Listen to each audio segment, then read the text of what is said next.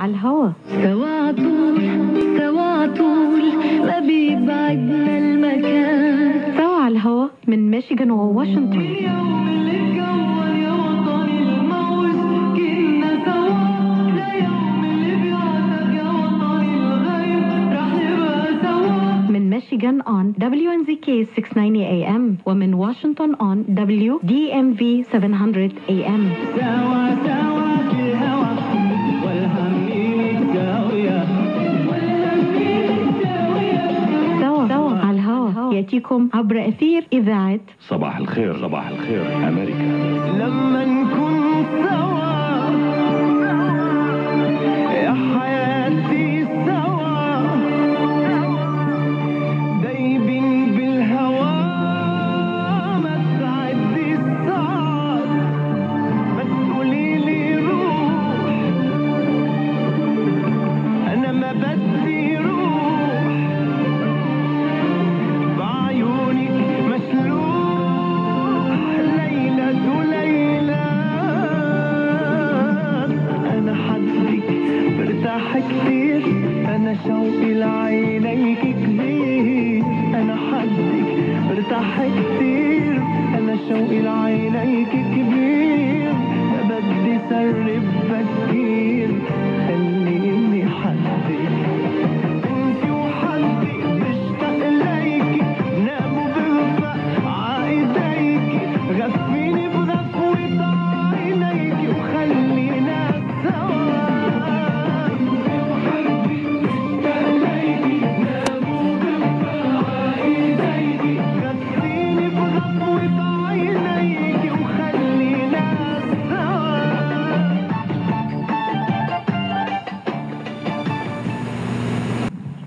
Good morning. Good morning for this special edition of this program. My name is Dr. Abed Al-Zuhaili and assigned today by Layla to run the show. I don't know why, but she put some trust in me, so I apologize if I mess up today. Something I haven't done before. We have a special guest with us today. I'm going to speak some in English. I'll try to translate some in Arabic and her answers and some of her CV. We are again a special occasion. She reached us and she wants to talk to us. It's really a very important topic. I read part of the book and part of her the comments on it, and it's really very interesting topic today about Facebook and its effect on general population. Dr. Susanna Flores is a licensed clinical psychologist in Chicago, has more than 10 years of clinical experience, well-known authority on subjects, and hold doctorate in clinical psychology, in a master's degree in counseling psychology from Loyola University of Chicago. She was interviewed on radio, television, on CBS, Esquire.com, WGN Radio, Chicago, NPR, Univision Chicago, and multiple other channels. Her book, Facehooked, have stirred some discussion and buzz around, and there was a lot of comments back and forth.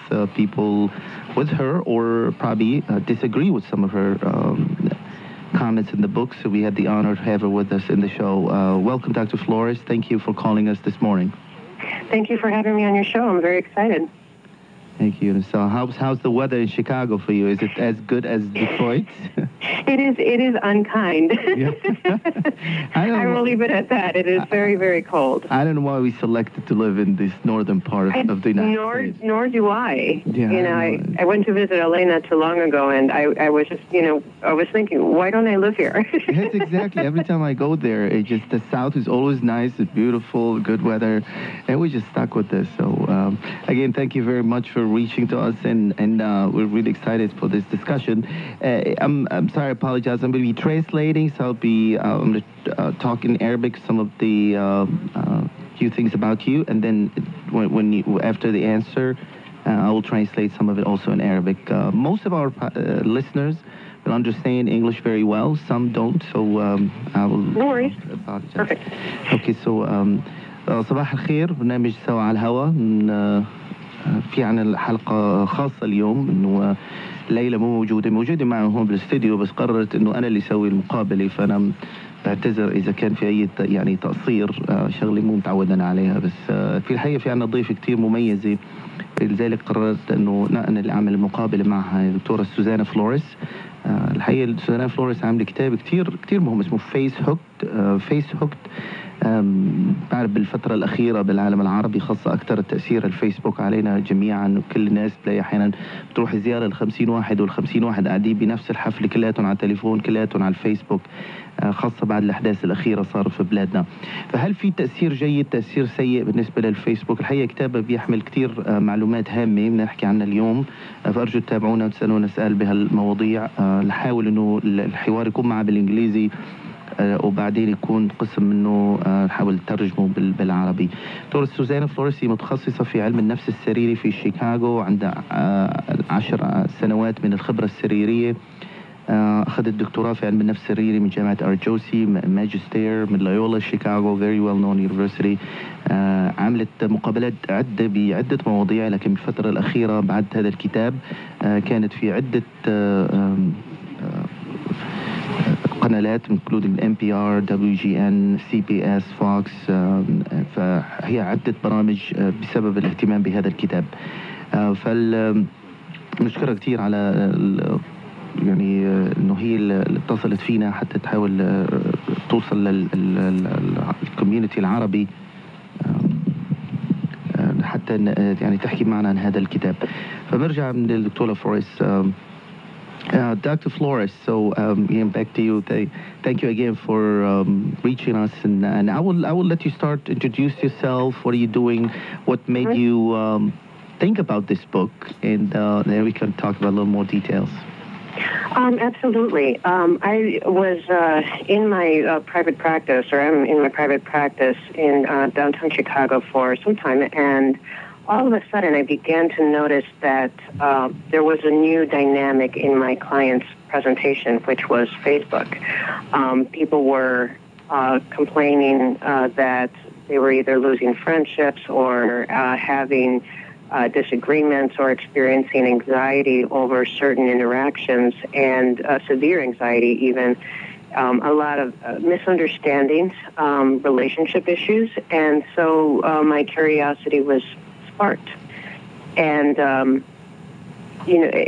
the problems got a little bit more severe as time went on, and I was even curious about my own use of, I noticed myself sharing a little bit more than I'm typically comfortable with. And so I became very curious as to, if other people were noticing something similar. And so after a while, I mentioned it to colleagues, and they agreed that there is a new presentation in our clients' symptoms, or which are causes of symptoms, and that was social media. And it's been inundating our profession. More and more people are reporting social media related issues, and there's many benefits to it. Of course, I'm a big fan of social media. I try to make that as clear as possible. This is not an anti-social media book. It's more about noticing certain changes, like decreased need for privacy, an increased need for external validation. And the day came when I had to hospitalize a client because of Facebook. And, so I was thinking of writing a book for a while. And when I escorted a patient to the emergency room to get hospitalized because of an interaction, or triggered by an interaction on Facebook, that's when I decided that we need a book. Other psychologists have written similar books about social media, but I found them to be a little academic in nature or highbrow, and I wanted to write something simplistically so that it could reach a broader audience. Thank you. Now, Dr. Flores, these are interesting. I read some of the points that you have in the book, and some of them were about the divorce rate, the stalking. What's the best way to get these data from? How can you, let's put it scientifically, how can you assign what this particular divorce was because of Facebook, this particular stalking, this particular issue, depression, some of the other things you talked about?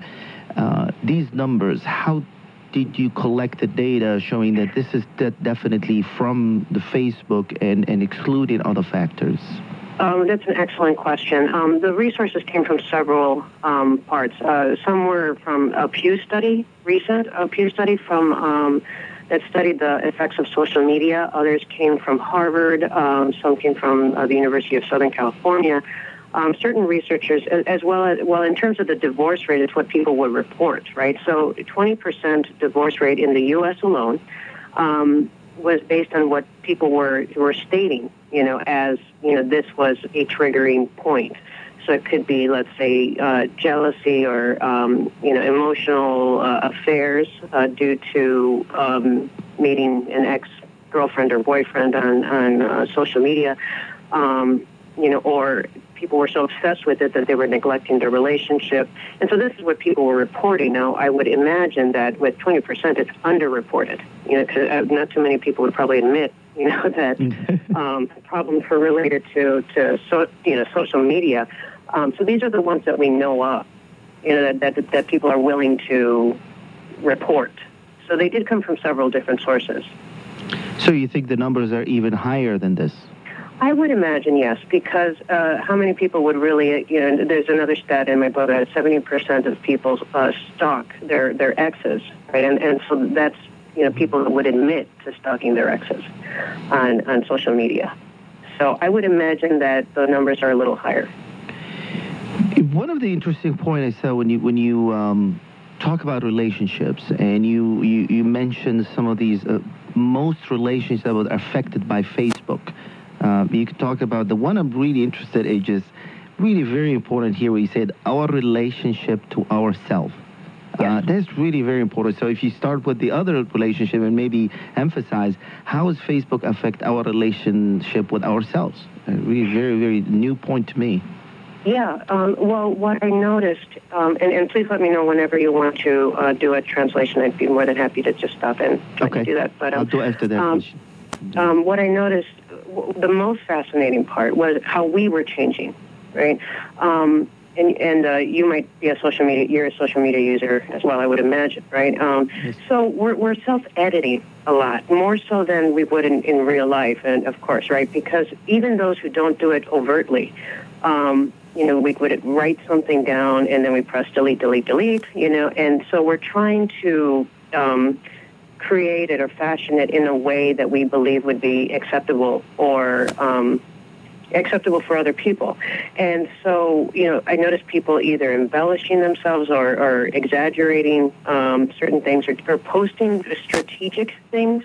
And so, it again was a curiosity. And, I forgot to mention that, part of my curiosity with this was, I needed to speak to people that were not just my colleagues. And so I made a big sign outside of my office. Speaking of winter, I was freezing in Chicago. I held up a big sign that said, "Talk to me about social media." People looked at me like I was insane, and slowly people began to speak to me. And after a while, I had a crowd of people, and then people wanted to interview with me individually. And then I opened the questions to the Facebook audience, and I was getting questions from everywhere. So one of the things that people noticed is that they were becoming more depressed or more anxious, or, their self-esteem would take a hit because they would compare their lives to other people's posts. So most of us post something positive, like, our vacation pictures, or we strategically post a picture that's very flattering, or we do Photoshop with filters. So it's, a pattern, that I've noticed where people are becoming less genuine or less self-accepting, less spontaneous. Everything has to be edited in some way. So that means that we are beginning to ignore our inner voice in terms of self-acceptance and relying more on the external noise of validation. There was a study in particular I thought was fascinating that said that we were becoming depressed or experiencing low self-esteem based on our comparison of our reality to our own avatars. So, for example, if I am posting a photograph of myself where I am 15 pounds lighter and 10 years younger, I would see this aspect of myself and feel bad about how I look now, right? So people were even comparing themselves to their digital expressions on social media. I'm going to try to translate this. Really going to be tough, so I apologize. Really, these are great points and very sophisticated use of words. I don't think I will give you the right by translating, but I'll try my best. So Okay. I'm sorry. الحقيقة بحاول بسترجم الكلام اللي حكت الدكتورة. يعني يا ريت إنه اللي عم يسمعوا كلهم يفهموا إنجليزي، لأنه الحقيقة حكيته بطريقة كتير حلوة. نقاط كتير مهمة يعني. فكان السؤال الأول أنا سألته إياه إنه شو السبب كتابة هذا يعني ليش ألفت هالكتاب؟ شو اللي دفعت ألف هالكتاب، وشو منين جابت المعلومات عنه؟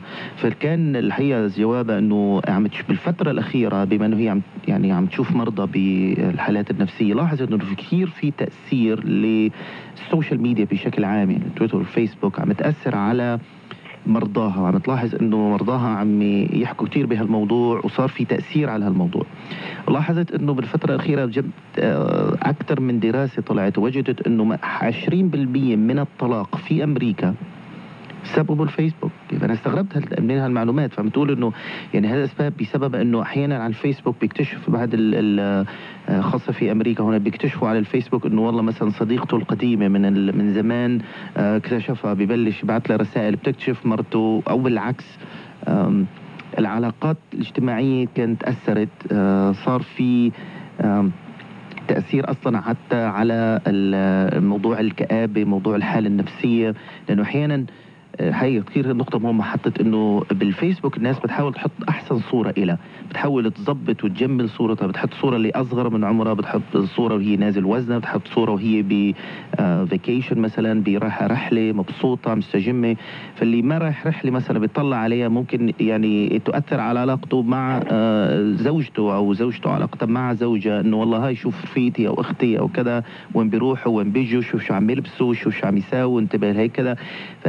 الحقيقة صارت الصور ما هي صور حقيقية 100% بالفيسبوك، الناس حاولت تجمل هالصورة، فهي أثرت على العلاقات بين الناس، وبنفس الوقت أثرت على ما يسميه السلف استيم، يعني إنه كيف الإنسان عم بينظر لنفسه. يعني الحقيقة من أكثر النقاط المهمة اللي حكيت فيها إنه مو بس فقط أثرت على العلاقات الزوجية، العلاقات بين الجيران، بين الأصدقاء، لكن رجعت أثرت على الشخص نفسه. فالشخص لما عم يشوف رفقاته اللي على الفيسبوك عم يحطوا صور من أحلى ما يمكن وبأحلى أماكن وبأحلى، لأنه بالعيا يعني ما بيحط الواحد صورة بالفيسبوك صورة نيجاتيف، ما بيحط صورة سيئة لوضع سيء بالفترة هو تعبان أو مريض، أو بيحط صور عادة بالأوضاع الجيدة المبسوط فيها فرحان فيها.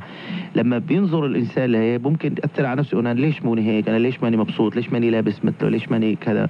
فهذه العوامل عم تأثر على المريض نفسه، أو عفوا على الشخص نفسه، عم تأثر على ثقته بنفسه، على مدى يعني قناعته. يعني ممكن يشعر انه انا ليش هيك، انا مو مثله، شوف ما احلاهم مبسوطين، مع انه الصورة اللي على الفيسبوك ما هي صورة حقيقية، هي صورة مجملة ومقطعة ومظبطة حتى تكون من اجمل ما يمكن.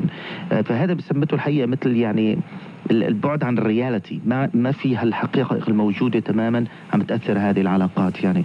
فهذه النقاط اللي يعني حكيت عنها بالنسبة لهذه العلاقات. Dr. Flores, part of when I read also some of the part of the book, and what is for you? What is your favorite part of the Facebook, or the Facehooked? I'm sorry, the Facebook, the book. Is it some of the stories you have with your patients, where you put some of your own stories with your own patients, and what did they tell you, or some of your own experience? What was the best part of that book for you? Doctor, can we get the answers from the doctor after a quick commercial break?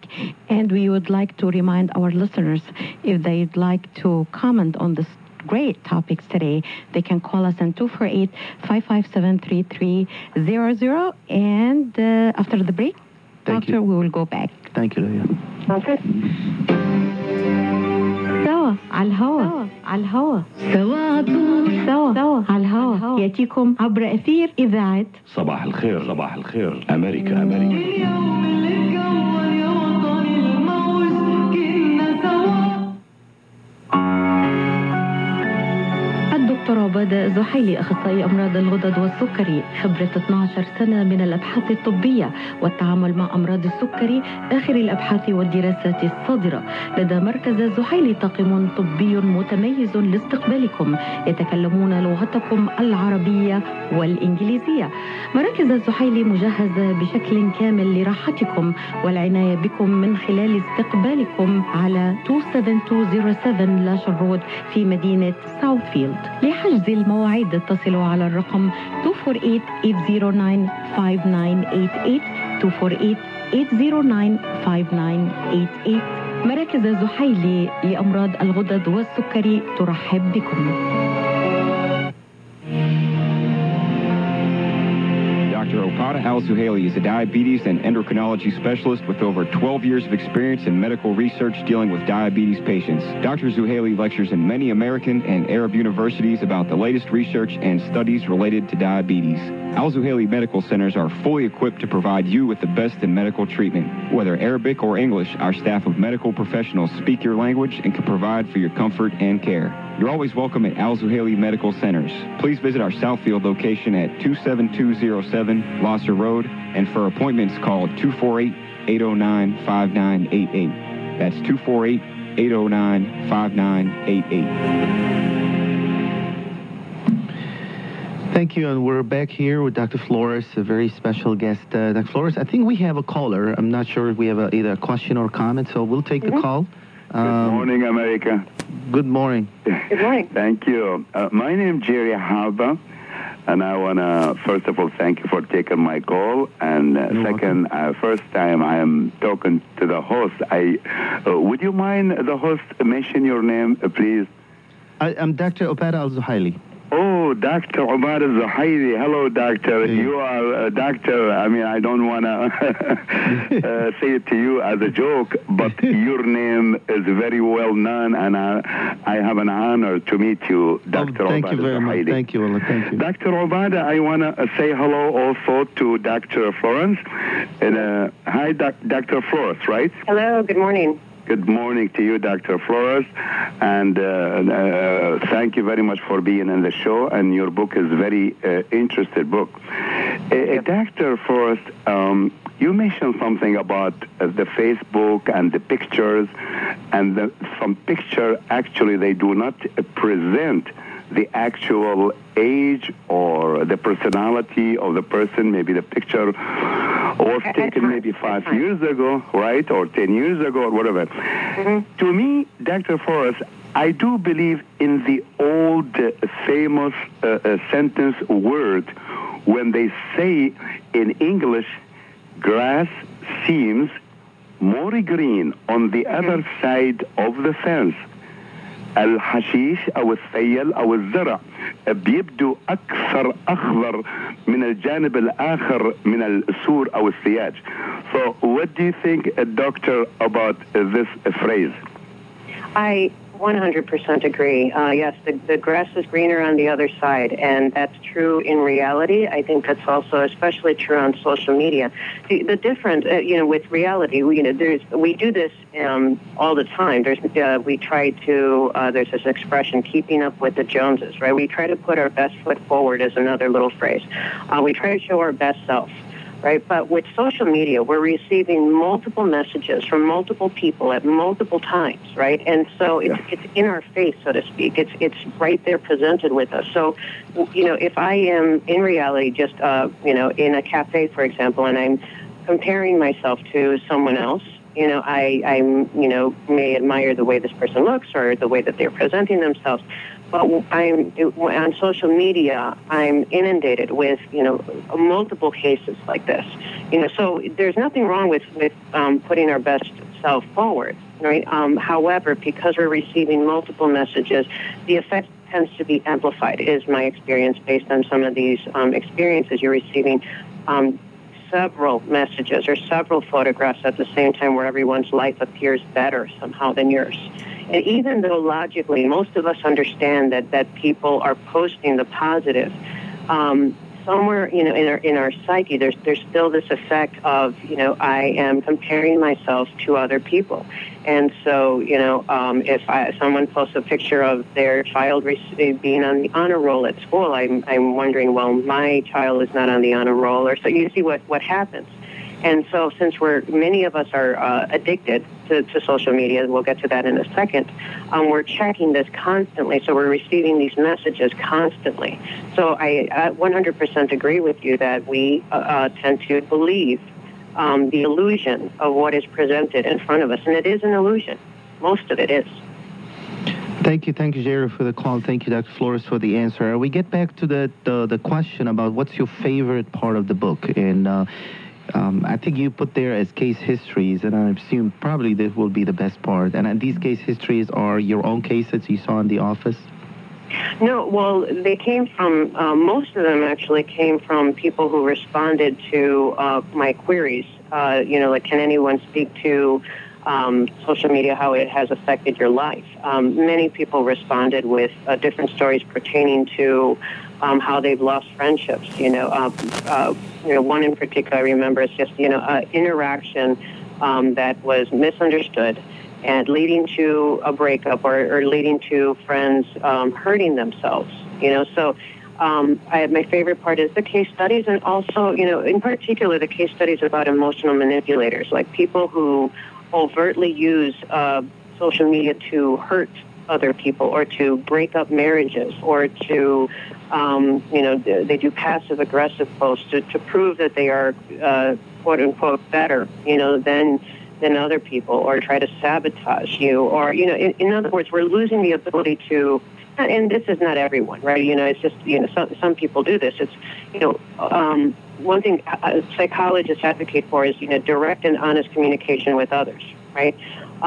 However, many people are beginning to air their grievances on social media. So if I want to snub you, or attack you, I will do that. And because it's done on a public forum, the effect is magnified by 1,000. Right? So not only are you hurting me, you're hurting me in a public forum, so other people see it.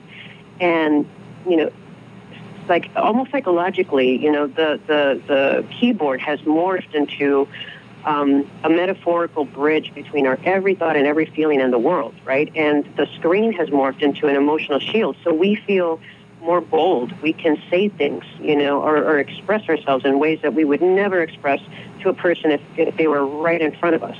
And so it's like a false sense of courage, like I can post or do anything, and there's a sense of entitlement, and it's my wall, so I can express and share whatever I want, and believing that, and it's fine, without really taking into consideration the effect it has on other people.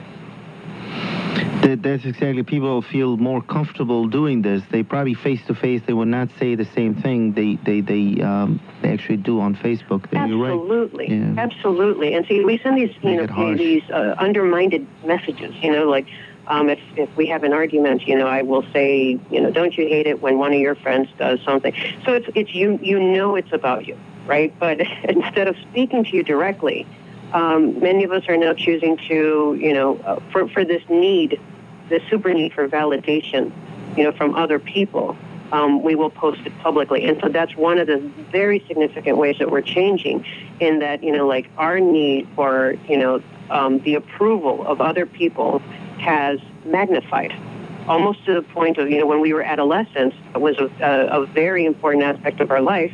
It's almost like we've reverted back to that era now. Where what other people think of us matters more than what we think of ourselves. So that relate also more to your chapter on the teens using the Facebook. Is it so? The effect on them? Do you think it's more than the adult? Is just any more age group that are more prone to injury? Let's put it that way. Absolutely. Psychologically, developmentally, at that age, they're forming their identity. Like this is the age of, independence. They're beginning to say, instead of being under the shelter of mother and father, they're beginning to form their new self, right?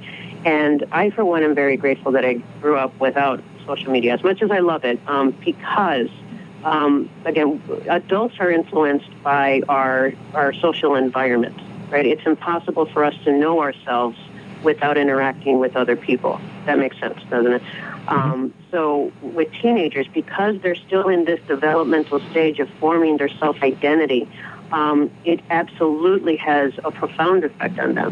This is where they are meeting, right? This is where they are communicating. This is where they are they're beginning to flirt with each other.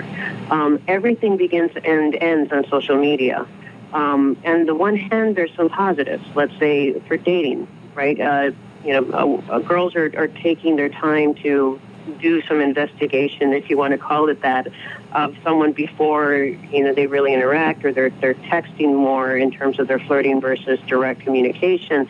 On the negative, you are flirting, or you're making an assessment of someone based on what they're choosing to share with you. Again, it's very strategic, right? And so if you see something, people tend to believe it. And so there's danger there. In addition, the newer generation do not know privacy the way you or I do. To us, privacy was something that was to be valued and respected, right? And so now our understanding of what is private versus public, it's being blurred, right? So before, what happens in our bedrooms is a private matter, right? What occurs at the grocery store is a public matter. Because of social media, we're losing that understanding of what should be private and what should be public. And I've noticed that in particular with the teens. They screenshot, direct communication with each other and share it with others, and it seems like a normal thing for them. Even their texting, it's an assumption that they share, anything that you write will be open to scrutiny from others. And so also less communication with each other in person, right? And they are not going to get off social media. That's where they hang out. And so, it does affect them, and there's also there's a lot of positives. Teens have a voice that is more powerful than any other generation. And corporations love them for that. They take advantage of the fact that, they're paying teens in the very coveted currency, which is attention, right? You see these YouTube videos, and so they're using teens to market their products, right? But, and that's the negative. But on the positive, they are able to express themselves with more creativity on several different networks. And, where, adults may have maybe 3 or 4. I mean, these kids are they can have 17 different networks, right? So they're communicating with thousands of friends they don't have 1,000 friends, but followers or fans or however you want to call it, on several different networks at the same time. And when they are bullied, right, and that's the extreme danger. What it happens on the internet stays, it's forever, right? And it gets magnified. So bullying, or being harassed in person is one thing. Being harassed on social media networks is quite another, and can lead to devastating results. Thank you very much. A really great point. I think we'll have a short break. Layla's telling me, and I'll go back and translate this. Okay. I tried to write some of this so I can go back and translate. So thank you again, Dr. Flores. Short break. سوا على الهوا سوا على الهوا يأتيكم عبر أثير إذاعة صباح الخير أمريكا اليوم اللي اتكون يا وطني الموج كنا سوا. الدكتور عبادة زحيلي أخصائي أمراض الغدد والسكري، خبرة 12 سنة من الأبحاث الطبية والتعامل مع أمراض السكري، آخر الأبحاث والدراسات الصادرة. لدى مركز زحيلي طاقم طبي متميز لاستقبالكم، يتكلمون لغتكم العربية والإنجليزية. مراكز زحيلي مجهزة بشكل كامل لراحتكم والعناية بكم من خلال استقبالكم على 27207 لاشر رود في مدينة ساوثفيلد. لحجز المواعيد اتصلوا على الرقم 248-809-5988 248-809-5988. مراكز زحيلي لأمراض الغدد والسكري ترحب بكم. Dr. Pada Al-Zuhaili is a diabetes and endocrinology specialist with over 12 years of experience in medical research dealing with diabetes patients. Dr. Zuhaili lectures in many American and Arab universities about the latest research and studies related to diabetes. Al-Zuhaili Medical Centers are fully equipped to provide you with the best in medical treatment. Whether Arabic or English, our staff of medical professionals speak your language and can provide for your comfort and care. You're always welcome at Al-Zuhaili Medical Centers. Please visit our Southfield location at 27207 Losser Road, and for appointments call 248-809-5988. That's 248-809-5988. Thank you. We're going back to our program سوا على الهواء. أحاول ترجم آخر فقرة من حكينا دكتور فلوريس. أنا حاولت أن أكتب بعض المعلومات، فأنا أيضا بعتذر أنه ما محسن أعطيها. فعلا طريقة كلامها كتير ممتازة يعني، فإن شاء الله يكون حد عم بيفهم بالإنجليزي بيكون أحسن من الترجمة تبعي.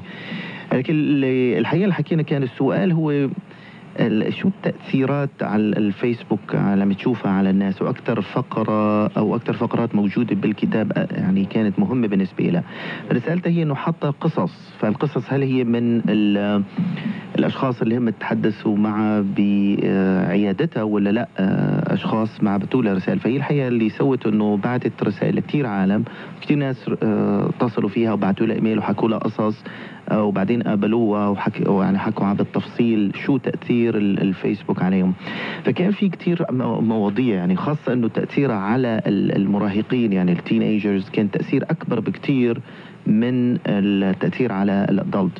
فاللي حقيقة موضوع انه في ناس بيسموهم مانيبيوليترز، في ناس بيدخلوا على الفيسبوك بس حتى يظهروا قوة، يعني بيفتخروا انه هن مثلا ممكن يحطموا عائلة، يحطموا علاقة، ممكن انه يسوي بولينج. هذا البولينج ما بعرف والله شو التعبير العربي بالنسبه له البولينج، يعني اللي بيكون واحد عامل زعامه وقوه وبيخابي، ممكن انه يهين شخص معين. يعني المثال يعني لما اثنين بيتقاتلوا مع بعض وبيحكوا مع بعض كلام، هذا الكلام يكون يعني قدام شخصين ثلاثه.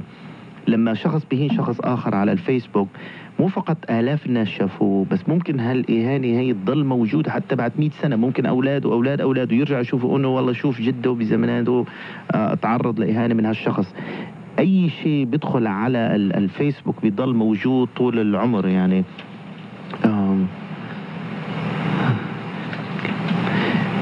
في هذه الموضوع الثاني كمان موضوع الاستخدام الفيسبوك والشركات اللي بتعمل دعايات على الفيسبوك للمراهقين. المراهقين مثلا بدل مثلا الادلت يحط رسالتين او ثلاثه، المراهقين ممكن يحطوا 20، ممكن يدخلوا في نتورك 10 12 محل في نتورك، كل نتورك بيكون فيها مئات الاشخاص او الاف الاشخاص. فاحيانا الشركات مبسوطه كثير من هالموضوع لانه ممكن تروج لبضاعتها من خلال المراهقين بنشر الدعاية تبعها بأعداد كبيرة من الناس ممكن توصلهم قبل بدون الفيسبوك.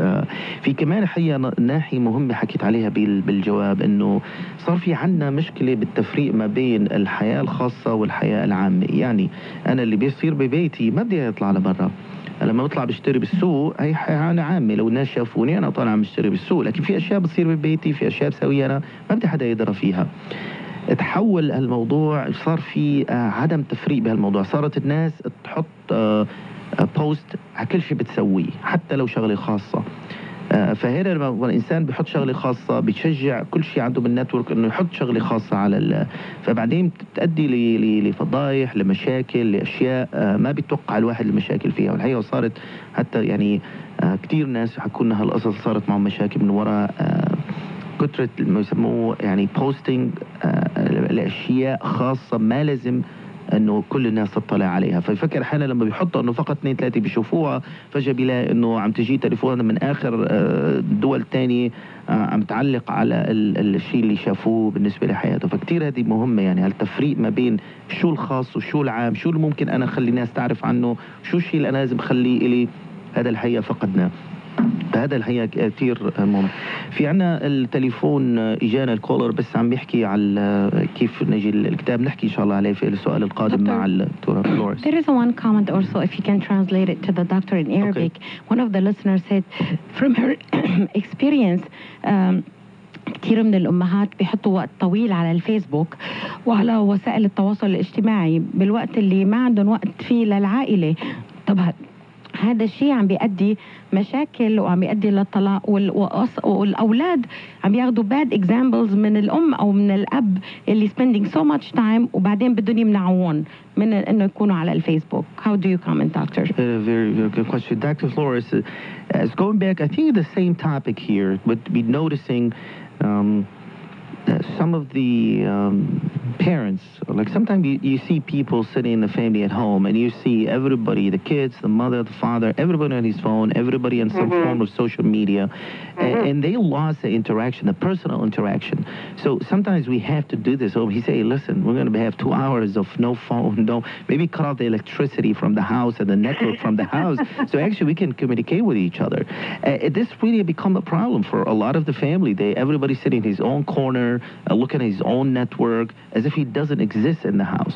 And the problem is happening that the parents are doing this in such a way they're spending so much time on the social media. It becomes so exciting to them that even the kids are watching them. So now when the parents say, oh, why you spend so much time, the children go and they, you've been doing it yourself. They're becoming, in a way, a bad example. That's one of the comment and the question we had from our listener. So I don't know how you comment on this, how this family relationship affected by everybody had his own network. It goes to the golden rule that, if your children and your teens are watching you do something, then you are setting the example of what is acceptable. Even if you say, don't do as I do, right? If you are smoking, your children will pick up, the habit of smoking, if you are, etc. It is so addicting now. We are replacing our realities with our digital expressions because we find our digital expressions more intriguing. And we see this all the time, as your caller or as your listener emphasized. This is intervention time. If everyone is on social media, this is the time to have a family conversation about it. Now, some people ask me, like, in terms of family time, what is the difference between television and social media? There's a significant difference. When we had radio as the main distraction and then, television, families would, circle around the radio or families would watch a television program, but they were doing it together, or they were watching movies, together. And so even though your mind is somewhere else on this medium, you are present together. On social media, let's say mom is on her iPad, dad is on his iPhone, the kids are on everything else. So you're physically present, but you're mentally somewhere else. So the message there is that you are not as important as my Twitter followers or as my, Facebook friends. It's a very bad message to send, because we work so hard, all the time, and, family time is a very valuable thing, and so it takes a conscious effort to reprioritize your life. In terms of my case studies, that is my favorite thing in Facebook.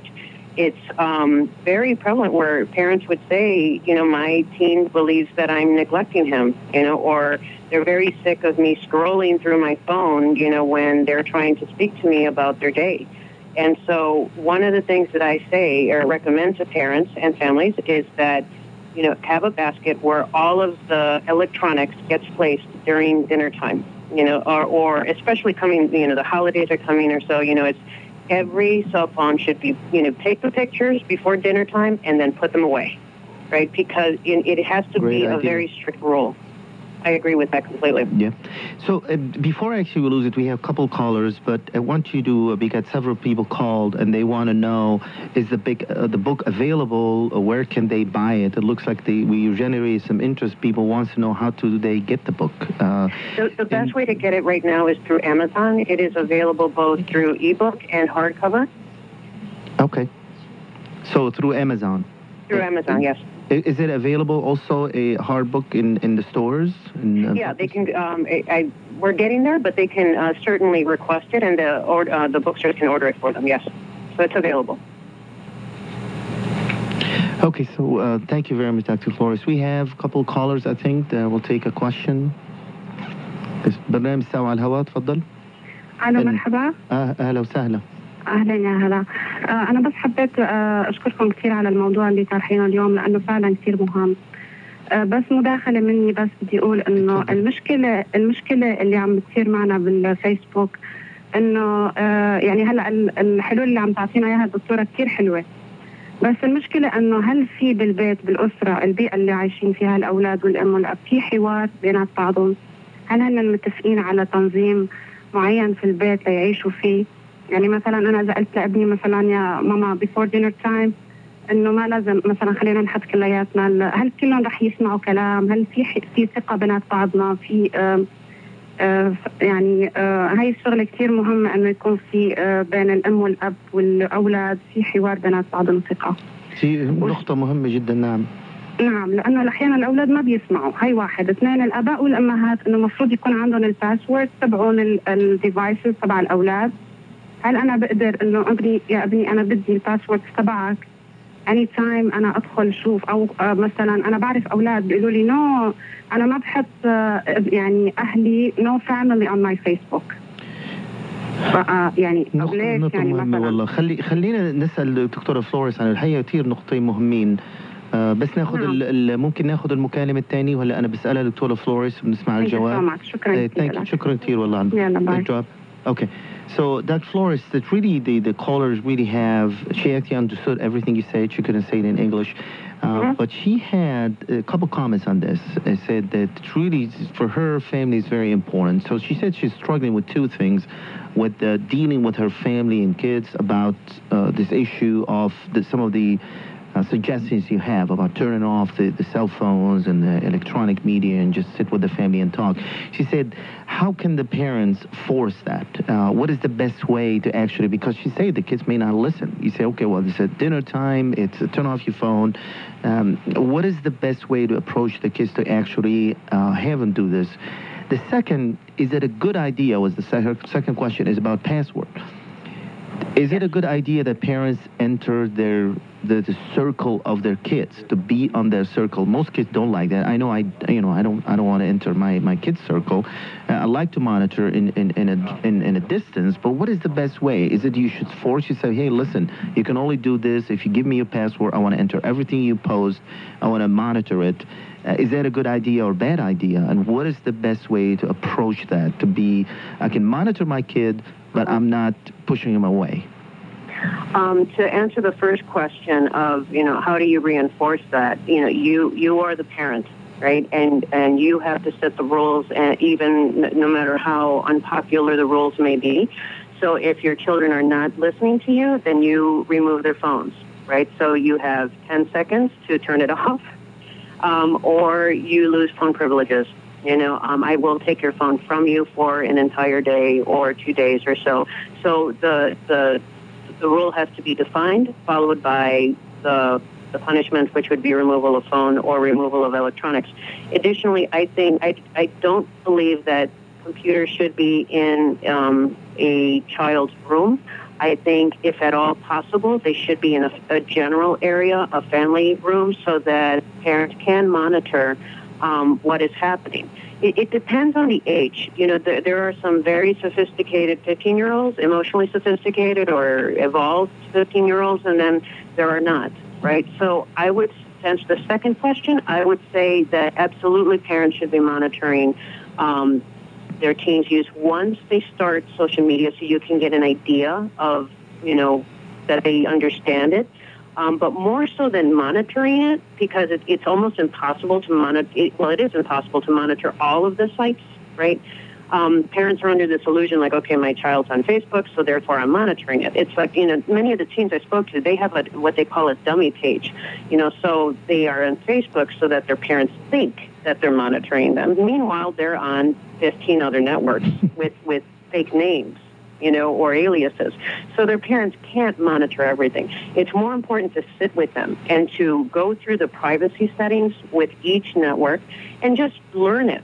So what does Vine do? What does DeviantArt do? What does, why do you prefer YouTube to Twitter?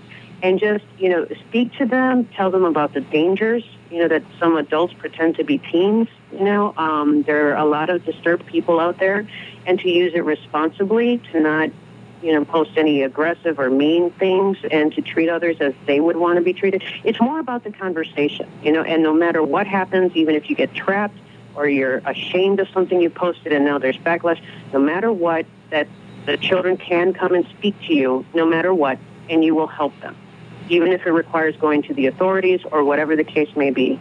And I'll let you translate that if you like, and then I'll have very specific, details about like what if cyberbullying actually happens and what parents can do about that. Before we get there, I think we had a caller who has been waiting, has a comment. عادل برنامج سوا على الهواء. تفضل عادل, you had a comment? Yes, Dr. Hailey, I had just a question for Professor Dr. Suzanne. And before that, I wanted to say that a lot of people struggle with this with their kids. And my point is that some people try to become the police and try to kind of micromanage their kids. And I think their kids will kind of be on the defensive and will always find other ways to access whatever they want to see. Absolutely, I agree.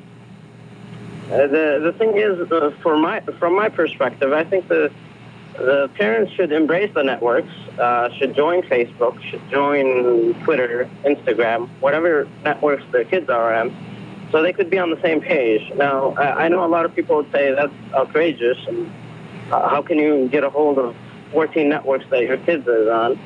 But the most important thing is that you hold this conversation all the time with them of what is acceptable and what is not, and what is the time that you should spend on this and what is not. And you should have a schedule for them.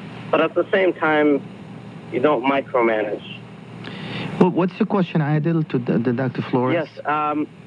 My question is, how can you give kids designated time? Like, is it possible to give your children designated time for social networking? And even if they have their phones, is taking their phones away the solution? Or how do you get them off addiction of social networks?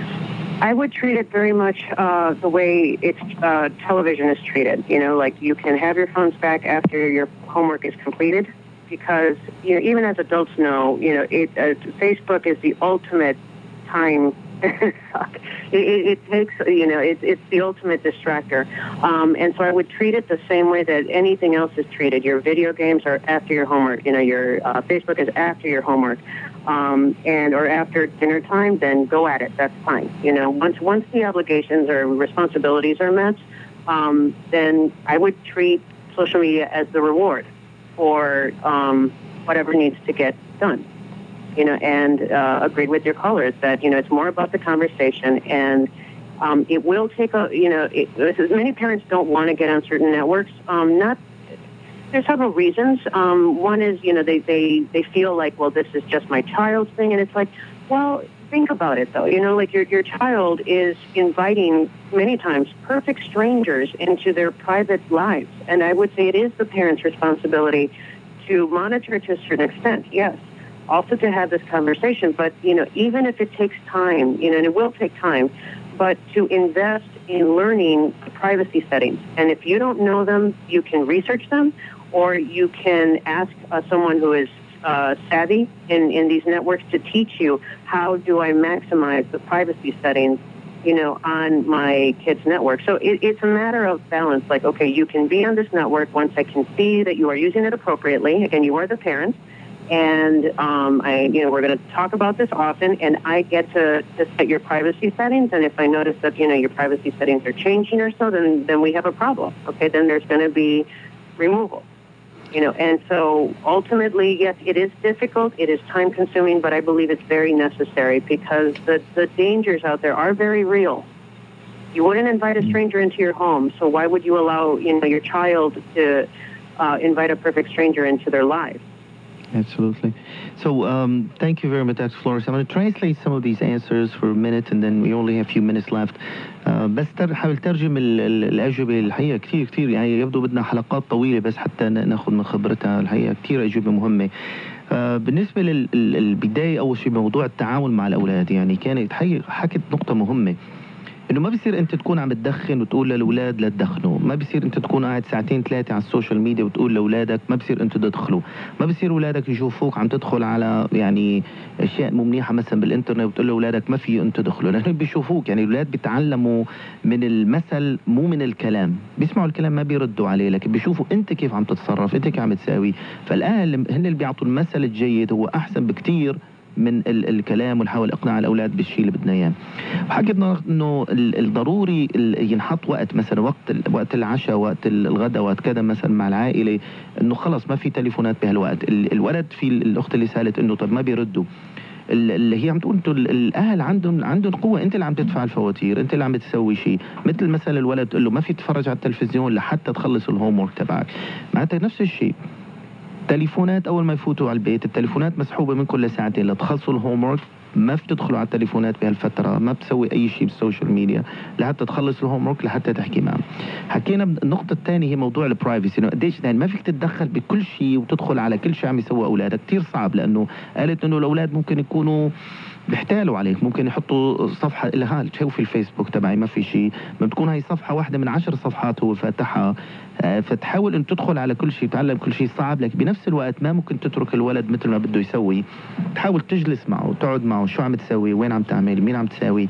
كل ما حكيته اكثر بيشعر انه هو يبدو ان انت عم تراقبه، بيخاف الولد اكثر، ممكن انه يسمع لك اكثر، ينتبه اكثر، ممكن يعني موضوع المحادثة أكثر منه موضوع بوليسينج، يعني مو إنه والله بس عم تراقبه وعم تتابعه كشفتك، لا، أكثر إنه كل يوم أحكي معه مثل ما بنحكي معه عن مواضيع تاني، بنحكي مع موضوع الناحيات الأخلاقية، نفس الشيء. هذا الموضوع إنه الحقيقة يعني نقطة مهمة، نحن مثلا على الانترنت هذا الطفل او الولد ممكن انه يدخل شخص غريب على حياته، يعني مثل انه والله هل بتسمح لابنك وانت بغيابك يجي يدخل حدا على البيت عندك غريب؟ طبعا لا. فنفس الشيء بدنا نفهم الاولاد انه ادخال شخص غريب ما بتعرفه ابدا الى حياتك الشخصيه موضوع خطير جدا وما بتعرف ممكن يصير. فالمحادثه المتواصله مع الاولاد احسن بكتير من موضوع المراقبة والبوليسينج والهراسينج أكتر يعني. Dr. Flores, you only have a few minutes. I really have a suggestion for you. I will communicate after maybe by emails. I really think that this is really great topic, very important, and has really big importance for the Arabic community all over, and especially with all the political things that are happening. There's a lot of not only this. That's a whole other show, yes. It's a whole other show because we had a lot of political movement, a lot of political misguided things that happen because people can put on a Facebook, oh my God, there's millions in the street, come join us. People go and it may be 2 people end up being killed. So there's a lot of misguided information on Facebook that led not only these relationships, the whole political agenda that this Arabic world is in a complete mess now. So you know, in the future maybe we can have maybe some of that version of the book just or another addition to the book about the political aspect of the Facebook. And I'll be happy to actually go back and forth with you on getting some of the information, send you some data, work together. And I'd like also to even get your permission to actually get a Arabic translation of the book with all the rights to you. And we go back and forth. I would be very open to that too. That's what I'm pushing for. I want to help people. Excellent. I think this will be really there's over 300 million in the Arabic world. They're really because of what's going on, Facebook has been the #1 go-to for a lot of these people. In my book Facehooked, I do mention the Egyptian protests, and I do mention other political things. It's from chapter 10 of the power that social media has to create political change and to move people in a way like never before. So I do mention it. So I would love to revisit this topic. It's been an honor that you're having me on your show. It really is an honor for me. So I'd be very happy to. Excellent. Thank you very much, Dr. Flores. It's been a pleasure. I'm glad I did this. Thank you, Layla, for inviting Dr. Flores. Great information. So hope we'll have you a guest again on the same subject. And just to add one word, I would like to apologize for all our listeners been trying to call in the last few minutes. I'm sorry. We will go back with Dr. Flores and Dr. Zuhaili definitely for another topic. Thank you all. Thank you. Thank you, Dr. Flores. سوا Thank you. على الهوا على الهوا. سوا طول ما بيبعدنا المكان. سوا على الهوا من ميشيغان وواشنطن. اليوم اللي اتكون يا وطني الموج كنا سوا. ليوم اللي بيعتق يا وطني الغيب رح نبقى سوا. من ميشيغان on WNZK 690 AM ومن واشنطن on WDMV 700 AM. سوا في الهوا والهم متساوية. سوا على الهوا يأتيكم عبر أثير إذاعة صباح الخير صباح الخير أمريكا. لما نكون سوا